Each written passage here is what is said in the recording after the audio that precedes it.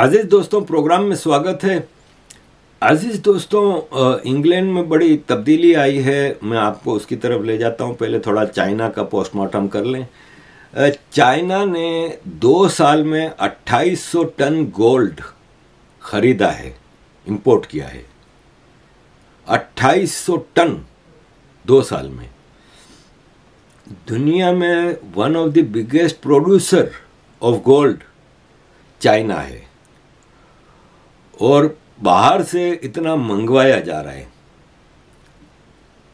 पिछले 17 महीने से लगातार चाइना का सेंट्रल बैंक खरीदारी कर रहा है सोने की।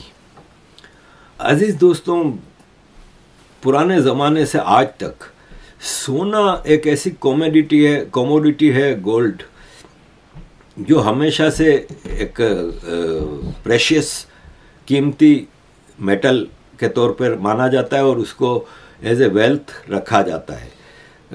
दुनिया की हिस्ट्री का जो अमीर तरीन आदमी माना जाता है मूसा माली का था।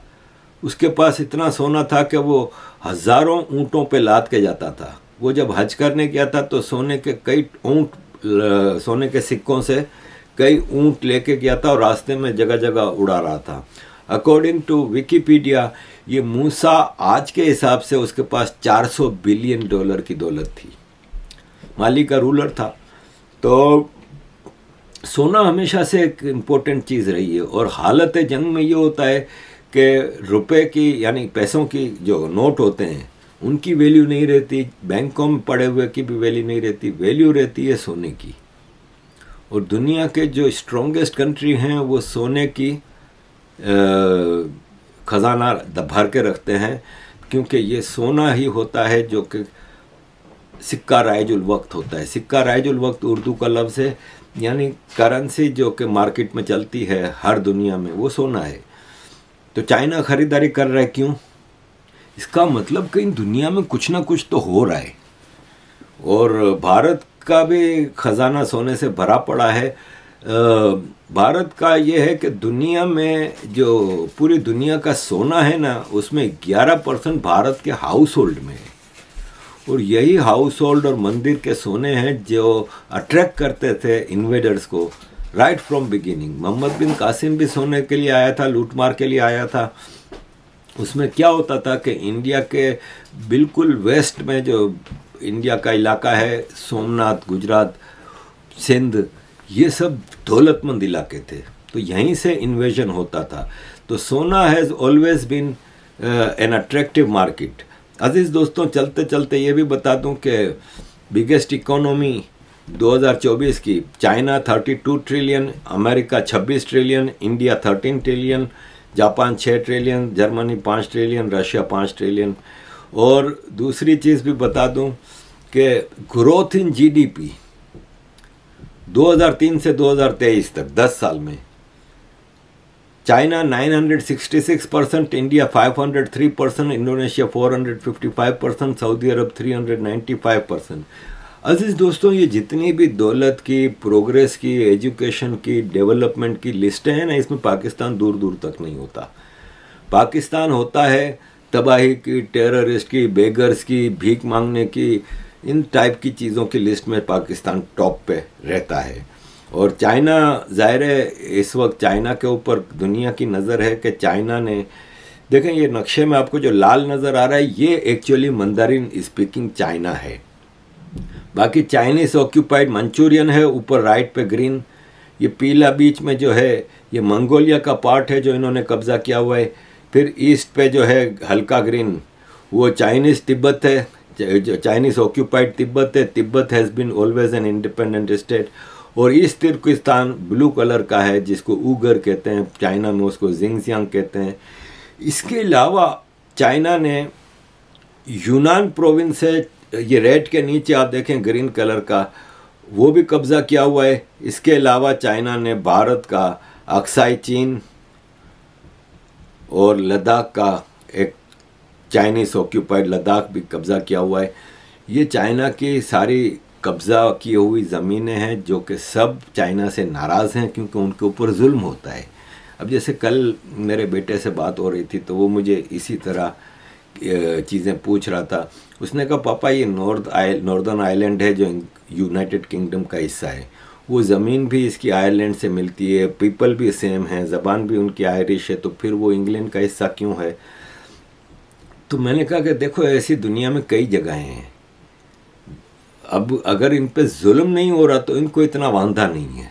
अब नॉर्दर्न आयरलैंड के लोगों को उतने ही राइट्स हैं जितने इंग्लैंड, वेल्स या स्कॉटलैंड के हैं, तो वो उनको मसला नहीं है। फिर इसी तरह मैंने उसको समझाया, मैंने कहा देखो बेल्जियम है, वो 38% फ्रेंच स्पीकिंग लोग हैं, बाकी 50% से ऊपर डच हैं, थोड़े जर्मन स्पीकिंग हैं। तो मैंने कहा जो फ्रेंच इलाका है वो फ्रांस को दे दिया जाए, जो डच स्पीकिंग है वो डच को दे दिया, हॉलैंड को दे दिया जाए। तो मैंने कहा इसलिए नहीं होता कि वहाँ पे किसी को साथ जुल्म नहीं हो रहा, सब बराबर हैं, कोई एट्रोसिटीज़ नहीं होती किसी मेजॉरिटी ग्रुप से। मैंने कहा मेजॉरिटी ग्रुप की तरफ से ऑपरेशन होना जैसे सोवियत यूनियन में होता था, जहाँ पे रशियंस मेजॉरिटी में थे, पावरफुल थे, उनकी आर्मी थी, उनका सब कुछ था, तो वो बाकी इलाकों को राइट्स नहीं मिलते थे, फ्रीडम नहीं थी। इसी तरह यूरोप में यूगोस्लाविया था, सर्बियंस वर पावरफुल, आर्मी उनकी थी, सब कुछ उनका था, तो वो बाकी इलाकों को दबा के रखा हुआ था। मैंने कहा दोनों मुल्क टूट गए। आज चाइना में भी यही है कि Mandarin speaking Chinese communist party है जो बाकी इलाकों पे जुल्म कर रही है। पाकिस्तान में पंजाबी आर्मी है जो बलूचिस्तान, सिंध, पख्तून, सिराइकी, कश्मीरी सबके ऊपर जुल्म कर रही है। तो पाकिस्तान में इसीलिए आज़ादी की मूवमेंट चलती है। तुर्की ने कुर्दों को दबा के रखा हुआ है। तो मैं उसको भी समझा रहा था, तो आपके सामने ये बात रखी। अजीज दोस्तों, कुछ लोग मुझसे शिकवा कर रहे हैं, मुझे ताने मार रहे हैं कि तुम सब मांगते ही रहते हो, तुम्हारी कोई वो नहीं है। तो देखें, बात दरअसल ये है कि मेरा कोई है नहीं, और मैं जो काम कर रहा हूँ ये तो आप कुछ दें कि ना दें, मैंने करना ही है। पहले भी मैं 30 साल से कर रहा हूँ, और ये है कि अब नोटिस में आ रहा है सोशल मीडिया की वजह से। तो मैं, ज़ाहिर है एक मुश्किल वक्त आता है तो मैं आपकी तरफ ही देखता हूँ, और आप लोगों ने मुझे इतना मान सम्मान दिया है। अब देखें मिला क्या है, अभी तक मेरा जो टारगेट है आधा भी नहीं हुआ पूरा। अब ये एक केरला का आदमी है, मुसलमान, वो सऊदी अरब में उसको सज़ाए मौत अनाउंस हुई है, तो उसकी मदद के लिए मुसलमानों ने कैंपेन चलाई, 35 करोड़ इंडियन रुपीस जमा कर लिए हैं। ये इनकी यूनिटी है, ये इनका यूनिटी है कि आप देखें कि किस तरह उसकी मदद हो रही है। लेकिन हमारा ये है कि मैं तो आपसे कोई 35 क्या 1 करोड़ भी नहीं मांग रहा मैं तो, लेकिन मेरी जो लंदन में जिस हिसाब से हालात हैं, और फिर जो ये ताना मारते हैं ना कि तुम मांगते हो, तो डोनाल्ड ट्रंप बिलियनर है, वो इलेक्शन के लिए मांग रहा है, बाइडेन मांग रहा है, यहाँ ऋषि सुनक मांग रहा है, पूरी दुनिया में ये लोग। तो फिर पॉलिटिक्स में जीतने के बाद क्या वो आम आदमी को कुछ देते हैं? उल्टा यूज़ करते हैं, माल बनाते हैं। भारत में भी मांगते हैं ना, ये इलेक्ट्रो बोर्ड और ये इलेक्शन बोर्ड और बॉन्ड और ये जो चीज़ें हैं, ये दुनिया में इसी तरह चीज़ें चलती हैं। और आप अपनी आइडियोलॉजी के हिसाब से अपने जिस आदमी को सपोर्ट करते हैं, अपनी आइडियोलॉजी के हिसाब से कि आपको लगता है, तो मैं तो भाई ओपनली सब चीज़ें कर रहा हूँ, मैं न्यूज़लेटर निकाल रहा हूँ, आप लोगों ने मेरी एक्टिविटीज़ देखी हैं, और मैं ये है कि करता रहूँगा ये। लेकिन प्लीज़ थोड़ा कदम बढ़ाइए, मेरी मुश्किल को हल कर दीजिए। अजीज़ दोस्तों, इंग्लैंड की तरफ चलते हैं हम। अजीज़ दोस्तों, इंग्लैंड में मेयर का इलेक्शन है 2 मई को, और ज़्यादा अब दिन रह नहीं गए, 1 हफ्ता तकरीबन रह गया है। और यह है कि जो रियलिस्टिकली देखा जाए ना, तो इस वक्त सादिक खान की पोजीशन मजबूत है, और कंजर्वेटिव पूरी कोशिश कर रहे हैं कि सुज़ैन हैल जो इनकी वो हैं कैंडिडेट, वो जीत जाएं। लेकिन सिचुएशन ज़रा कॉम्प्लिकेटेड है। पहले ज़रा इन भाई साहब को देख लें आधे minute. To everybody who's been out right across West Central this weekend, a big thank you. Less than 2 weeks to get rid of Sadiq Khan, less than 2 weeks to get Susan Hall in as our next mayor. Thank you so very much. And tomorrow, Monday, Ring to Win, 3 o'clock to 8 o'clock, with the party chairman, Rick Holden MP. Come and help Rick at 90 Ebury Street, Victoria. Station is 5 minutes away. Thank you.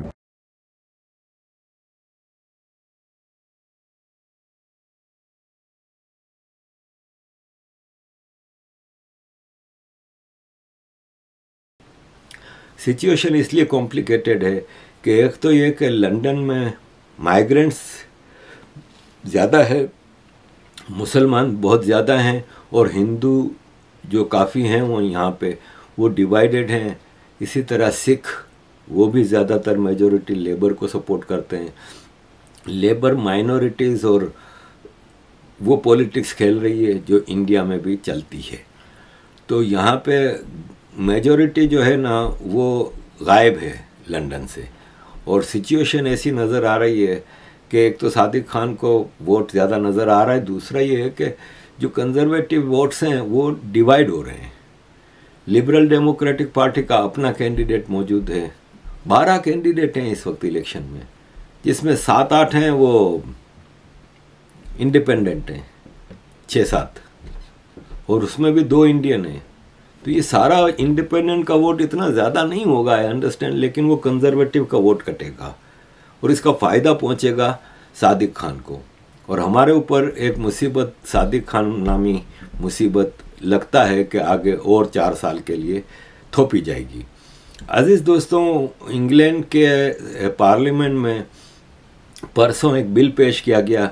ये Rwanda का bill है। Actually ये था कि ये काफ़ी अरसे से ये एक सरकार, यहाँ की ब्रिटेन सरकार कोशिश कर रही है कि ये जो माइग्रेंट्स हैं ना, इनको हम रवांडा में डिपोर्ट कर दें और वहाँ पे माइग्रेशन सेंटर बनाएं और उनकी अपीलों का फैसला वहाँ पे हो। अजाइलम सीकर्स हैं या जो भी हैं वो वहाँ पे हों। उसके 2-3 फ़ायदे हैं।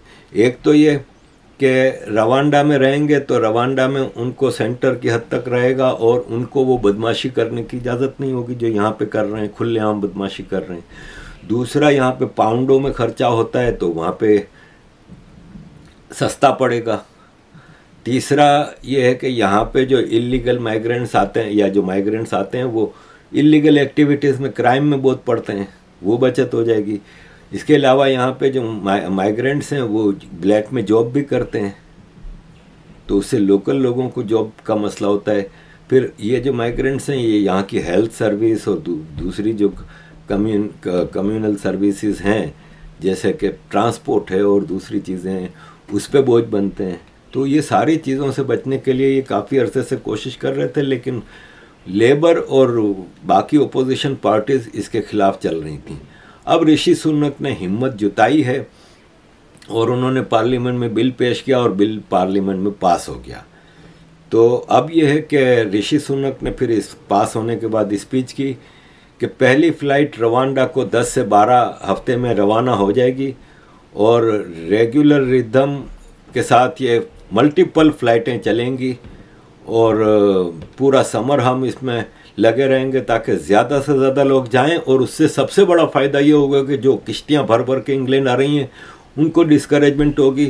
वो फिर देखेंगे कि अरे भाई हमें तो वो रवांडा भेज देंगे तो कोई आएगा नहीं। तो अब ये बिल नज़र आ रही है सरकार की और सरकार इनको भेजने के लिए बिल्कुल तैयार है। Today is a landmark moment in our plan to stop the boats. The Safety of Rwanda bill has passed in Parliament and it will become law within days. The Act will prevent people abusing the law by using false human rights claims to block removals. And it makes clear that the UK Parliament is sovereign, giving government the power to reject interim blocking measures imposed by European courts. I promised to do what was necessary to clear the path for the first flight. That's what we have done. Now we're working day in and day out to get flights off the ground. और ऋषि सुनक ने कहा कि अब आप international court में जाएं, आप European union court of human rights में जाएं, आप कुछ भी कर लें, हम रुकने वाले नहीं हैं, हम ये करेंगे और इससे बड़ा फ़ायदा होगा। इंग्लैंड में काफ़ी चीज़ें बेहतर होंगी और इससे फिर जो राइट विंग का वोट है वो यूनाइट होगा, क्योंकि एक्सट्रीम राइट वालों ने इसको बहुत ज़्यादा वेलकम किया है इस ऐलान को, और इससे एक्सट्रीम राइट का वोट कंजर्वेटिव की तरफ वापस आएगा। एंड पे अजीज़ दोस्तों, आपके सामने मैं ये रखूं कि TRT वर्ल्ड ने एक रिपोर्ट पेश की है जिसमें बताया है कि 85% पूरी दुनिया में जो एंटी मुस्लिम पोस्ट होती हैं ना सोशल मीडिया पे, वो इंडिया, अमेरिका और इंग्लैंड में होती हैं। उसमें इंडिया में 8,71,379, अमेरिका में 2,88,000, इंग्लैंड। मसला ये है कि सबसे ज़्यादा मुसलमान गंदबाजी भी तो इन 3 मुल्कों में कर रहे हैं ना भाई। मुसलमान इंसान का बच्चा बन के रहे, जैसे सऊदी अरब में रहता है, जैसे इमारात में रहता है, बहरीन, कुवैत, कतर, ओमान, उधर सब रहता है, तो फिर किसी को मसला नहीं है। मसला ये है कि आपकी बदमाशी इंडिया में सबसे ज़्यादा है, तो इंडिया में सबसे ज़्यादा क्यों ना हो। इंडिया में आप रामनवमी कभी सुकून से मना नहीं सकते, आप होली दिवाली सुकून से मना नहीं सकते, हर बार पत्थरबाजी होती है। अमेरिका में आपकी बदमाशियां हैं, इंग्लैंड में आपकी बदमाशियां हैं, तो क्यों ना हो। अजीज दोस्तों, यह है कि बदमाशी की बात निकली है तो ये आपको सामने मौलवी साहब को रख देता हूँ। ये कह रहे हैं कि कुछ जनरेशन्स में इस्लाम क्रिश्चियनिटी को वेस्टर्न यूरोप से ख़त्म कर देगा। ये आपका टारगेट है, आप ये इन्वेजन कर रहे हो। When Muslims go and conquer the adjacent country, what do? We kill them all? No. The Prophet says, the first thing you do is call them to Islam. If they refuse, then tell them Allah obliged upon you to pay taxation. In return, when enemy comes and attack your country, you don't fight. We Muslims protect you. Subhanallah, for this little money? Yes. And you enjoy sitting in your homes and in your country and live your life normally. But the ruling is for Sharia. So you do not open nightclubs, you do not fornicate. If they refuse, then we have to fight. And if we fight you, then we capture you, you become our slaves, and we take your land, and you take where, because you refuse, I give you 2 good options in the coming 40, 50 years when the Muslims become strong as they're supposed to be. And this is exactly why Islam is dangerous, because it's in their religion that they have to Islamize the whole world. Islam was never by choice, it was always by force. And you only had 2 options. You either had to pay more tax or you had to submit to Islam. And if you didn't do any of those 2 things, then they went to war with you and they enslaved you. And this happened throughout history.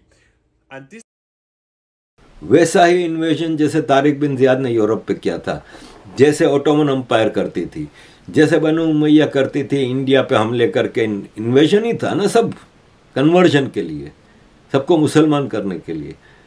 तो यही अगर आपके अतवार रहेंगे तो फिर तो hate क्या बहुत कुछ होगा। फिर अभी तो खाली पोस्ट तक की बात है, अगर हालात यही रहे तो फिर तो मतलब मामला आपके लिए ज़्यादा ख़राब होंगे मुसलमान लोगों।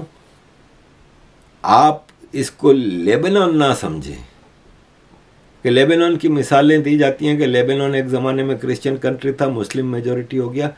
लेबनान की स्टोरी टोटल डिफरेंट थी, चारों तरफ उसके मुसलमान देश थे, वो अरब देश था, ओनली नॉन मुस्लिम अरब देश था, उसके अरब सारे थे। दूसरा ये है कि उनकी इतनी पावर नहीं थी क्योंकि चारों तरफ मुसलमान देशों में फंसा हुआ था। फिर ठीक है, पढ़ा लिखा था, डेवलप्ड था, सब कुछ था, लेकिन डिपेंडेंट ज़्यादातर, उसकी इतनी अच्छी कोई इकोनॉमी नहीं थी।